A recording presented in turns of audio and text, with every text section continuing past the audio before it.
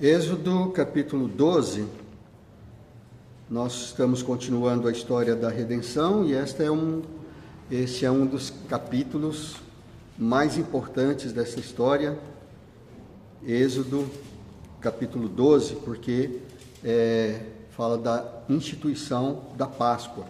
É quando de fato o povo foi resgatado do Egito, mas a gente já comentou na semana anterior que esse resgate não era apenas o resgate físico da nação de Israel, não era apenas eles saírem da escravidão para irem para a terra prometida, era muito mais do que isso, e por isso Deus deu instruções a Moisés para que ele transmitisse ao povo, e essas instruções são seguidas até hoje, porque a partir daquele dia Deus instituiu esta comemoração como obrigatória na nação de Israel. A nação de Israel estava se formando ali, estava começando, né?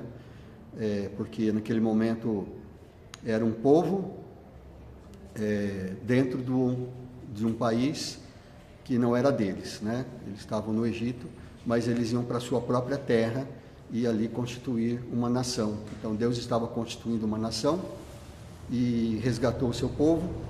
E esse resgate a gente vê pela forma como Deus manda Moisés instruir o povo, a gente vê que estava mostrando a nossa verdadeira redenção, a redenção eterna, que foi na verdade a morte de Jesus Cristo na cruz por nós. Ele é que é o Cordeiro de Deus. Então ali foi morto um cordeiro, poderia ser um cordeiro ou um cabrito, de 1 ano, sem defeito, macho, e então todas aquelas instruções tinham que sacrificá-lo, né? Derramar o sangue dele.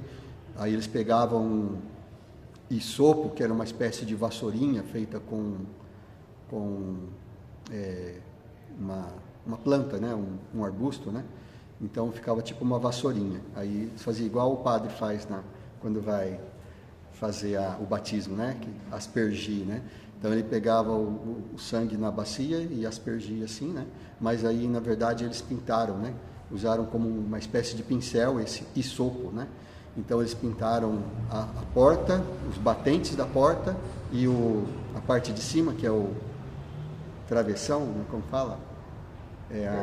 A verga, né? Aqui diz verga, a verga da porta, né? Em cima, eles pintaram, né? Então o anjo destruidor ia passar por ali, e quando o anjo visse aquele sinal na porta, era para todo mundo ficar dentro da casa, não podia ninguém ficar fora da casa.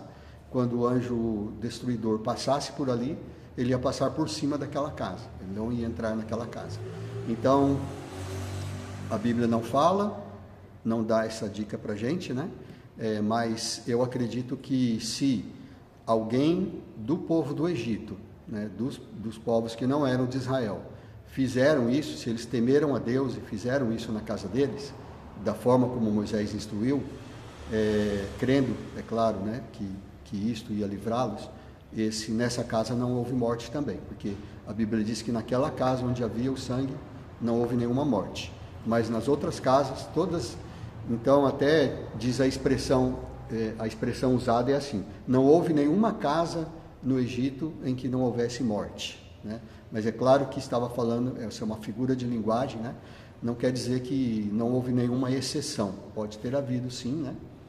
É claro que houve nas moradas de Israel. Por outro lado, nas moradas de Israel pode ser que houve também alguma exceção, pode ser que alguém morando junto com o povo de Israel ainda fosse tão incrédulo a ponto de não fazer o que Moisés mandou, que Deus mandou através de Moisés. E se ele não fez, naquela casa também houve morte, né? Morreu o primogênito de cada família, né? O primeiro nascido de cada família. E eu acho que o faraó não era primogênito da família dele, né? Senão ele teria morrido. Então, algum primogênito morreu, né? Algum primeiro nascido na família morreu. Se fosse na minha família, não seria eu, né? Seria meu irmão mais velho que ia morrer, né? Eu não ia morrer, mesmo que não tivesse o sangue lá, né? Mas Então é isso que aconteceu. E é bom a gente passar por alguns detalhes aqui, porque tem coisas muito importantes nesse capítulo, né? Então a gente já falou do cordeiro, né? E no versículo, em Êxodo capítulo 12, versículo 6, fala que era para matar o cordeiro no crepúsculo da tarde, ou seja, era no entardecer, né? Na hora do sol se pôr, é que esse cordeiro deveria ser morto. E a gente vê o que aconteceu com Jesus, que ele foi morto de manhã, né? Ele foi crucificado de manhã. Se não me engano, foi às 9 da manhã, que eles falaram, a terceira hora do dia, né? A terceira hora do dia, como eles contavam, os romanos contavam desta forma, né? Não sei se eram os romanos ou os judeus, acho que eram os romanos. Era o costume ali, né, deles, no tempo de Jesus, deles contarem o tempo dessa forma. Terceira hora do dia, então a primeira hora do dia, para nós equivaleria às 6 da manhã, que é a hora que o sol nasce, né? Nem sempre é nesse horário, mas é a hora que o sol costuma nascer. Então eles contavam a partir do nascer do sol. Primeira hora do dia, a partir da hora que o sol nascia. Terceira hora do dia, então seria para nós equivalente a 9 da manhã, e então seria esta hora em que Jesus morreu. E aí a Bíblia fala que houve, né, quando Jesus morreu, houve um terremoto, né? Houve, o véu do templo se rasgou e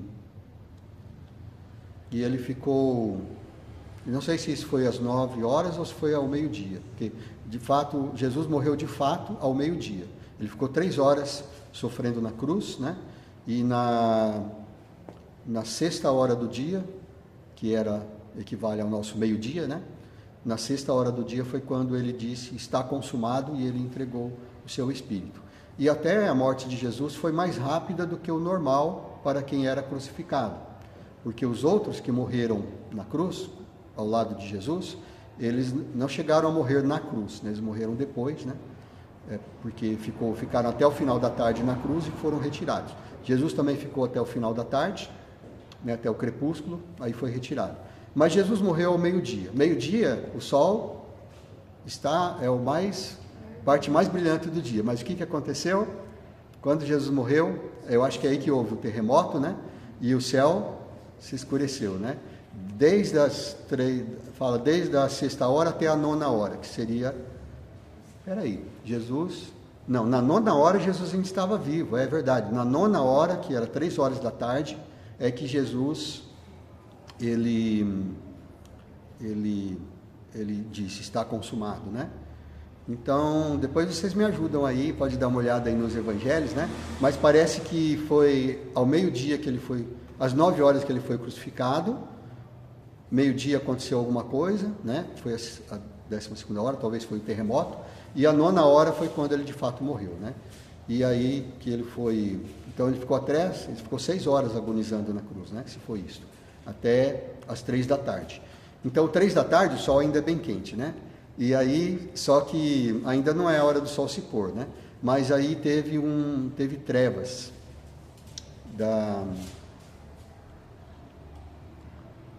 Agora estou pensando aqui, estou tentando lembrar, né? Eu acho que houve trevas desde o meio-dia até as 3 da tarde, deve ter sido isso. Então, às 3 da tarde foi quando ele morreu, quando ele entregou o Espírito. Então, esse crepúsculo, né?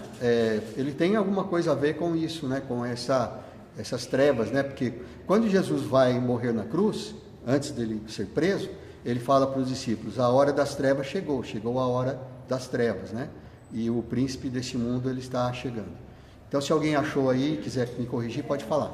Desde a hora sexta até a hora 9ª houve trevas sobre toda a terra. Então, do meio-dia até as 3 da tarde houve trevas, né? Por volta da hora 9ª, clamou Jesus em alta voz, dizendo, Eli, Eli, lama sabachthani. O que quer dizer, Deus meu, por que me desamparaste? Isso, então, as trevas foi do meio-dia até as 3, e às 3 horas foi que ele clamou, né? Eli, Eli, lama sabachthani, e depois ele disse várias coisas na cruz, essa é uma das coisas mais importantes, né?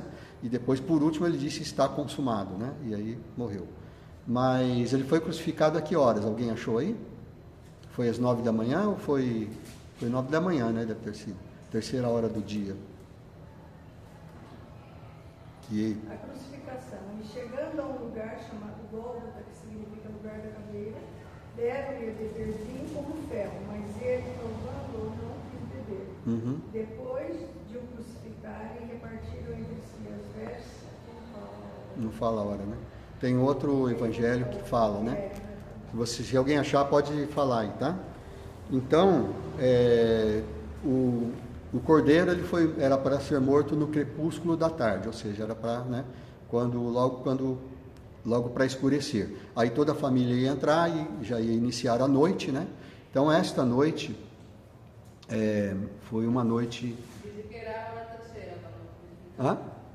A hora terceira. Terceira, que ele foi crucificado? É isso mesmo, então, né? Então ele foi crucificado às 9 da manhã, que seria a terceira hora do dia, e ele morreu às 15 horas. Então ele ficou 6 horas agonizando na cruz.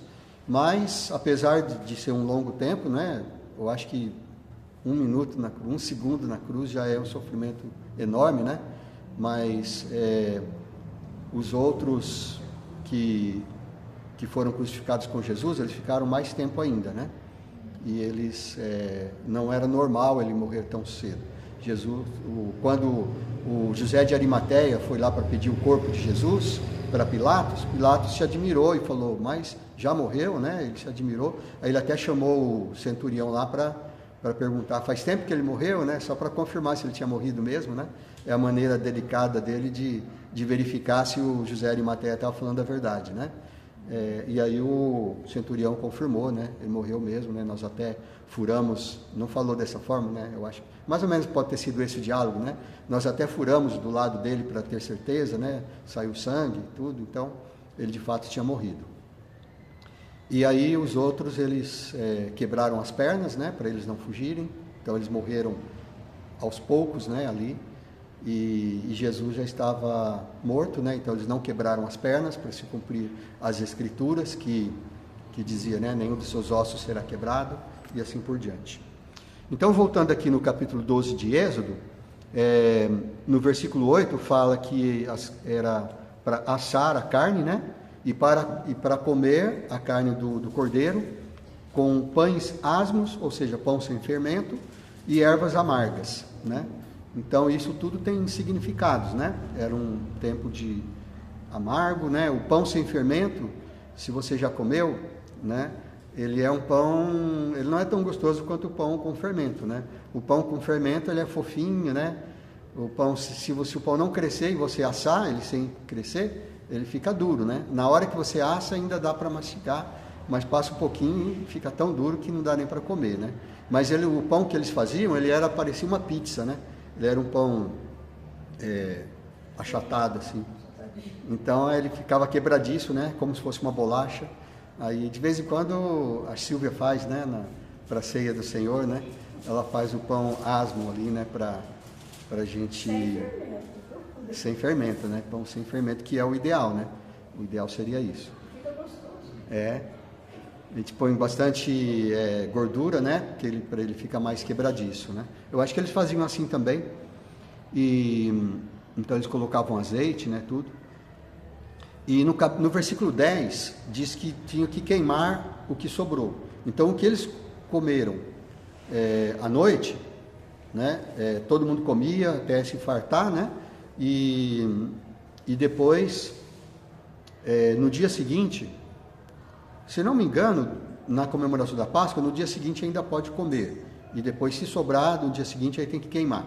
Mas ali ele falou que o que sobrasse, então, era para ser queimado no fogo, não podia comer.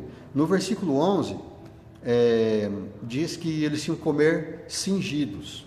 Isso significa que era, se fosse hoje em dia, né? Na maneira de falar de hoje, seria assim, com roupa de sair, né? Se você, por exemplo, como você se veste para vir na igreja. Alguns colocam roupa social, outros colocam a roupa mais casual, mas sempre é uma roupa mais formal, né? Sapato e tudo isso, né? Então era dessa forma que eles deviam comer. A maneira deles se cingirem, né, para sair. Então não era para comer com roupas que fica em casa. É como se eles estivessem com pressa de sair. Então, tudo isso tinha um significado, né? Porque eles iam sair realmente às pressas. No versículo 12, ele diz, passarei e ferirei, né? Então, é o Senhor que ia passar, ele ia mandar o anjo do Senhor, o anjo destruidor, e ele ia passar e ele ia ferir o povo. No versículo 11, voltando um pouquinho ao versículo 11, que fala que tinha que comer cingido, ele também fala, esta é a Páscoa do Senhor, tá vendo? Páscoa com letra maiúscula. Esta palavra Páscoa, se a gente fosse falar no hebraico, seria mais ou menos Pessar. Não, Pessar, né? Aquele R arrastado assim, né? Isso significa passar, passagem, na verdade é o substantivo, né? Do verbo passar, é a passagem, né? Então, por isso que ele fala que eu vou passar por essa casa, ou seja, ele ia passar por cima. E no versículo 12, ele fala, eu passarei e ferirei. Essa palavra, passarei, ele fala outro verbo, que seria mais ou menos a pronúncia no hebraico, seria avar, né? Avar, ou avar, né? Mais ou menos isso. Seria passar. Então é um outro verbo, mas que significa a mesma coisa, passar. E aí no versículo 13, ele diz também, quando eu vir o sangue, né, eu passarei, né? Isso diz no versículo 13, Êxodo 12, 13, o sangue vos será por sinal nas casas em que estiverdes, quando eu vir o sangue, passarei por vós. Então esse verbo passarei, né, passar, quase igual, né, o português, né, passar. Mas aí é por isso que no português, então esse nome é Páscoa, né, Páscoa é por causa dessa palavra que tem um som parecido, né, que significa isso, passagem. Então é importante, né? No versículo 14, ele fala que é um memorial. Então isso é um memorial que vocês vão sempre lembrar todo ano, né? Vai ter que lembrar disso, né? No versículo 15, ele explica que seriam 7 dias essa festa, né? Que quando eles fossem comemorar no futuro, essa festa. No primeiro dia eles iam separar o cordeiro e iam ficar 7 dias comendo pão sem fermento. Então durante 7 dias não ia poder haver fermento na casa, eles não iam poder pôr fermento nos pães, né, para comemorar. No primeiro dia, no primeiro desses 7 dias, e no último, ou no 7º dia, então, ou seja, essa semana em que ia ser comemorada no futuro, ia ter uma assembleia, uma reunião, né, uma reunião solene. Então eles se reuniam no primeiro dia e se reuniam no 7º dia. E durante todos esses dias não iam comer, não ia ter fermento. Não podia ter fermento na casa, eles tinham que tirar todo o fermento da casa, né? Porque seria pecado ter fermento durante esses dias. No versículo 18, ele diz que esses 7 dias seriam do dia 14 ao dia 21 do mês de Nissan, ou mês de Abib, que ia se tornar o primeiro mês. Na semana passada eu falei do mês de Adar, né? Eu falei que ia ser conhecido para vocês, mas eu não falei por quê, né? O mês de Adar, que seria o mês anterior, né, passou a ser o último mês religioso, e o mês de Nissan, o primeiro mês, né, o mês de Abib. A gente falou que Abib se refere o nascimento das espigas, né, de cevada e tudo isso. Então, o mês agrícola. O mês de Adar, alguém se lembra por que ele é conhecido na Bíblia? Hã? Por causa de Ruth, isso mesmo, na história de Ruth, né? Que foi o dia escolhido que o Amã escolheu para destruir o povo de Israel, né? Foi, acho que o 13º dia, né? 13º dia, olha ali o número 13, né? 13º dia do mês de Adar, né? Então vocês vão achar familiar esse mês por causa disso, né? Os outros meses, né, que eu falei os nomes na semana passada, a gente não, de vez em quando são mencionados na Bíblia, né? Mas a gente quase não lembra. Mas lá em Israel ainda os meses são tem esses nomes ainda, né? Só que eles têm o mês civil, o ano civil e o ano religioso. O ano civil deles não começa em Nissan, começa em outro mês. Eu não lembro qual deles, né? Mas é no Tishrei. Tishrei é o primeiro ano, o primeiro mês do ano civil. Agora tem um calendário religioso que o primeiro mês continua sendo Nissan ou Abib, né? Bom, então tem essas instruções aí no versículo 14, no versículo 18, né, também. Aí no versículo 22, ele diz que não podia sair da casa até de manhã. Então todos eles tinham que ficar na casa, só podiam sair depois do amanhecer, né? Essa era a ordem. E no versículo 23 é que ele fala que era o anjo, ele dá o nome ao anjo que ia passar lá, que era o anjo destruidor.